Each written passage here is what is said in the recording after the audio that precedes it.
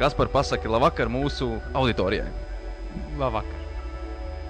Tātad, ar ko tad tu īsti nodarbojies? Varbūt nevis tagad par hobiju, bet tieši ar ko tu nodarbojies tagad ikdienā? Nu, ikdienā es nodarbojos tagad ar to, kad es karājos striķos un taisu visādus caurumus ciet mājām. Nu, jo augstāk, jo labāk, jo interesantāk un foršāk. Tas man apvieno kā darbs patiesībā man ir hobijs, jo karāties striķos tas man ir baigi patīk. Un pats par cik es esmu kā, teiksim tā, esmu alpinists un man šis darbs, ko es esmu pats sev izveidojis jau, teiksim, vairāku gadu garumā, un, protams, tas nācās to darīt, veidot, bet, tas ir sanācis, un tagad es to varu darīt, kā saka, esmu laimīgs cilvēks. Mans darbs ir mans hobijs. Varbūt tad es tā īsti nesadzirdēju, varbūt tu arī, cik es zinu, tev ir pašam savu firmu, kur nodarbojas ar to vienu lietu, kuru varbūt tu nepieminēji, kā tas saucās, un varbūt tu vari pastāstīt tieši par to lietu. Jā, tā man es uztaisīju savu firmu gadu atpakaļ. Un tā lieta saucās rūpnieciskais alpīnisms. Tas ir, tas ir burtiski alpīnisms pilsētā, jo tās pašas sienas, tie paši slīpie jumti, tas pats ar striķiem darbošanās un tas pats, kas uz kalna. Tikai, protams, ka nekrīt nekāda akmeņa un sniega lavīnas nav, bet, lidojoši priekšmeti kā cirvis vai āmurs var gadīties arī pa ceļam, teiksim tā. Tātad, es nezinu, es viņu nenosaucu par rūpniecisko alpīnismu, es nezinu, kāpēc viņu nosaucu par urbāno alpīnismu. Tas pats ir, tas ir praktiski rūpnieciskais urbānais skan stilīgāk vienkārši. Teiksim, vai tu to profesionāli kaut kur apguvi, vai arī tas ir vienkārši, teiksim, tu gan izvaini mājās vai kaut kur citur sāki rāpties, tev tad iepatikās. Vai tu tā teikt, esi kaut kur profesionāli izgājis kaut kādas lietas, kursus vai kaut ko tam līdzīgu, lai tu spētu darīt to, ko tu dari? Viss sākās pirms kaut kādiem 8 gadiem, tad es satiku tādu cilvēku kā Ēriku Ruģēnu, pie kura es sāku trenēties alpīnismā. Un patiesībā, ja godīgi runājot, viņa dēls, ja es nemaldos, tagad braukā pa Eiropu un piedalās visādās alpinistu sacensībās. Man liekas, ka viņš ir viens no spēcīgākajiem Latvijā. Un es esmu izgājis arī, pie viņas tādu kā pamatskoliņu kāpšanā, un arī vēl esmu gājis arī Latvijas alpinistu un ceļotāju asociācijā. Ar viņiem kopā es esmu bijis jau 2 gadus jau kalnos uz Kaukāzu braucu, tādā veidā. Jautājums tāds vēl. Mums nav it kā ļoti daudz debesu skrāpju vai, teiksim, augstas celtnes. Vai kaut kādā veidā atmaksājas tāds darbs strādāt alpīnismā Latvijā, kur praktiski mums lielākās celtnes mēs varētu redzēt to pašu Saules akmeni, varbūt to Latvijas hotelu, kā viņš tur pareizi saucās, nezinu. Vai tā teikt kaut kādā veidā tev atmaksājas, vai tev pietiek ar tādu darbu, lai, tu saprati ideju, vai tev pietiek apmēram ar tiem klientiem, kas iespējami Latvijā, ja mums nav pietiekami daudz augšo celtni, ir redzēti daudzi, varbūt psihopāti, kuri vienkārši ar striķi apsējušies apkārt vecrīgā ap skursteni un tad, tīri to sniegu pavasarī. Nē, patiesībā ir tā, ka jumti ir daudz un garantija, teiksim, vidēji ir 5 gadi un caurumi jau parādās un tie jumti mainās un darbs patiesībā pietiek arī priekš 2 stāvu mājas, ja viņi ir, un tas jumts jebkurā gadījumā ir augstāks un tur ir ko darīt un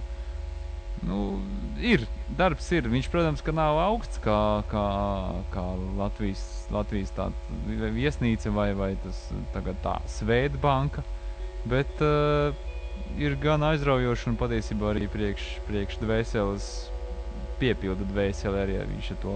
Lai gan nav augsts, bet piepilda dvēseli. Jautājums vēl, vai tu darbojies viens vai tu darbojies komandā savā darbā? Es skaitos kā izpildu direktors, un man ir bijuši patiesībā kā palīgi, bet tie palīgi, godīgi sakot, es vēl neesmu atradis piemērotu cilvēku, kurš ar lielāko prieku, teiksim, nākt un strādāt un atdot savu, tiešām pa prieku strādāt. Nu, es, protams, arī pa labu samaksu, tas ir pats par sevi, bet tas, ka viņš to darbu vienkārši izdara labi, nevis, kad, nu, gariem zobiem, tādā veidā. Uzskaidrs, tātad redziet kaut kādu entuziasmu trūkumu. Labi, nu tā varbūt mums sāks mūsu intervija. Turpinājumā būs divas dziesmiņas, ko izvēlējās tieši Kaspars. Tad pirmā būs Beastie Boys ar Sabotage, un otrā būs Radiohead ar Car and Police. Tā kā neliela muzikālā pauze, un tad jau turpināsim mūsu interviju.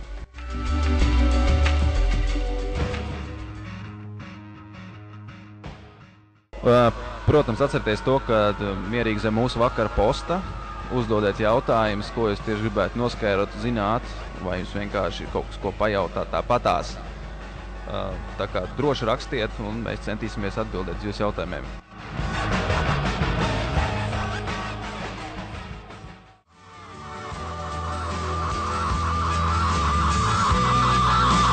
Tātad tie, kas varbūt nu pat kā pieslēguši vēl nezinu, tad mūsu vakara intervija ir ar Kasparu, kurš nodarbojas ar rūpniecisko jeb urbāno alpīnismu tieši Rīgā, tieši mūsu galvaspilsētā, pārsvarā, kur mēs visi atrodamies.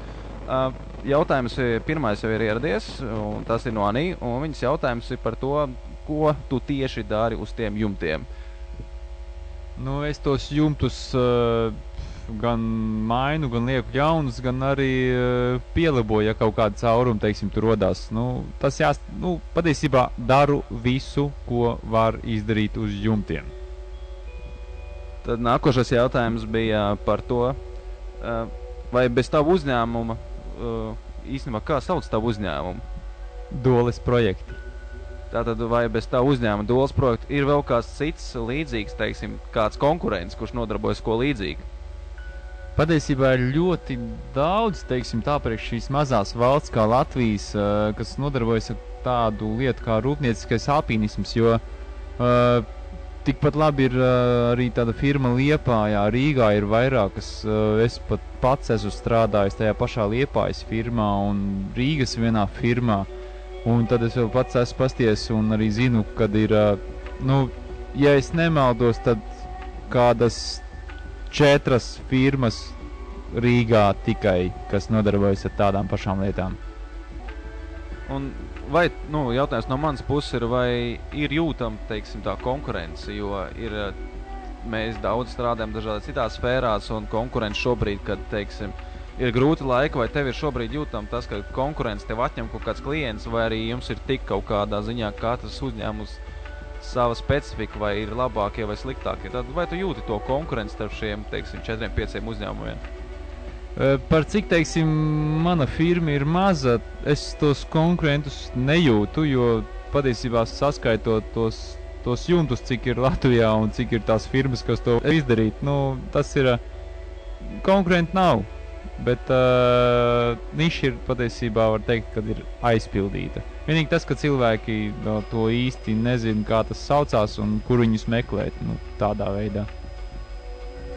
Un, Ani, tas vēl viens jautājums bija par to, vai, nu, tu ir īsti uz to atbildēji, bet, nu, labi, jautājums bija tāds, vai tu esi tieši tas cilvēks, kas laboja, nu, sanāk tā, ka tu esi gan alpīnis, gan tev ir jāmāk, teiksim, jumiķa arots. Kāds ir?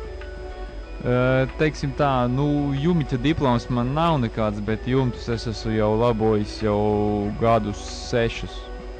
Sākot no daktiņiem, beidzot ar vienkāršāko šīberi, nu, šīdeli, bet tiem pašiem šīferiem un viss, izņemot kaut kādus modernos jumtus kā salmu jumtus, jo, nu, tie ir tomēr specifiski jumti.